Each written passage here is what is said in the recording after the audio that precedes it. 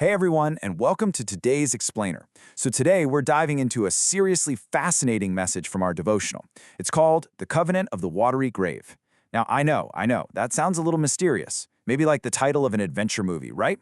But as we're going to see, it's actually an amazing guide for young conquerors, just like you.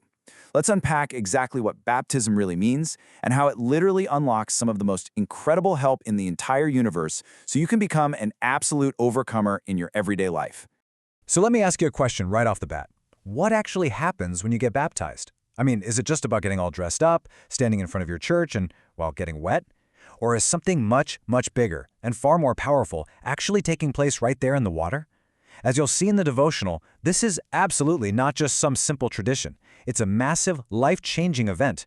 When you step into that water, you're literally stepping into a totally new reality. Okay, so Section 1. What is baptism? Let's get right into it. Baptism isn't just a symbol. Honestly, it's more like walking through the giant front doors of God's magnificent new kingdom, where you officially belong. Now, the devotional uses this concept of a watery grave, which sure, sounds pretty intense, but it's actually incredibly beautiful. Think of it like this. When you go under the water, it's like burying the old you. You know, you're saying a final goodbye to bad habits, pride, and basically doing whatever you want without really caring about God. But, and here's the best part, you don't stay under the water. When you come up, it's the new you taking its very first breath as a totally new creature. You're leaving all that old stuff behind and rising up fresh, clean, and totally ready to enter the royal family. Moving on to Section 2. Jesus set the example. Now, you might be sitting there wondering, why do we even go underwater in the first place? Well, it's really all about following our ultimate hero. The text points out something pretty incredible. Even Jesus himself was baptized in the Jordan River. And here's a crazy thought. Jesus was perfect, right? So he didn't even have any sins to wash away, but he did it anyway to show us the exact path to walk.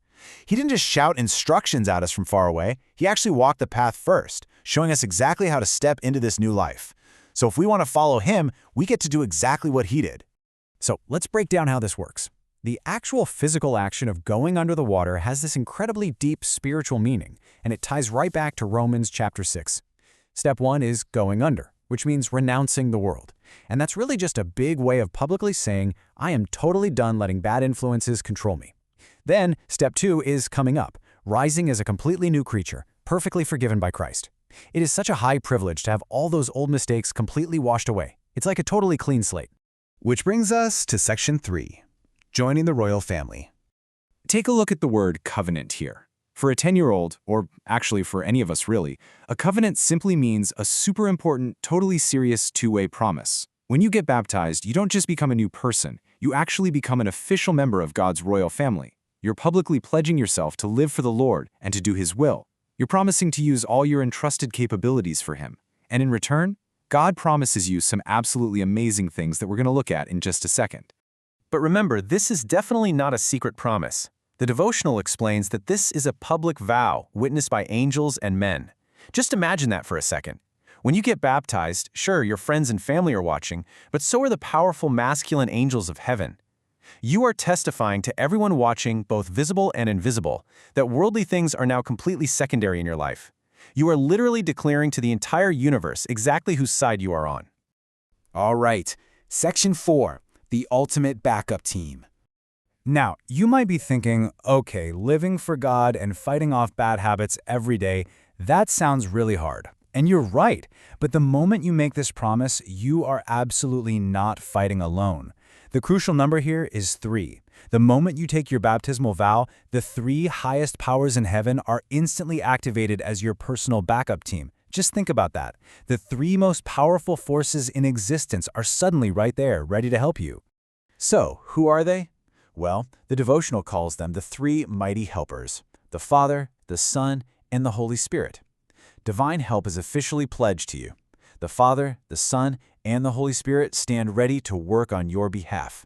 The very second you step out of that water, the entire leadership of heaven promises to help you every single time you need it. You are literally backed by the highest powers of heaven. How cool is that? That leads us to Section 5, how to be a conqueror. So knowing you have a backup team is amazing. But how do you actually use this help every single day? To overcome the tough stuff at school, at home, or even just in your own mind? Well, the devotional lays out a super clear plan using heaven's resources for overcomers. First, pray daily at the throne of grace, which just means talking to God where he rules with kindness. Second, have faith and trust that your team is always right there with you. And third, use the resources provided, meaning actively let God's massive power help you, rather than just trying to do it all by yourself. The devotional reminds us that our own power is actually pretty small. And hey, that's okay. By using these 3 steps, you can be more than a conqueror over any daily challenge. I want you to notice the word omnipotent here. It's a big word, but it just means all-powerful, having unlimited power. Sometimes, you might face temptations or stubborn bad habits that feel way too big for you. The enemy might try to trick you or bring you down. But remember, no matter what you face, your helper is omnipotent. God stands ready to guarantee your victory over absolutely any obstacle. No challenge is too big for him. And this brilliantly illustrates an ultimate promise directly from Jesus in John chapter 11, verse 25. I am the resurrection and the life. The exact same Jesus who conquered the grave, who has the power of life itself, is the one who forgives every single person who is truly sorry for their mistakes.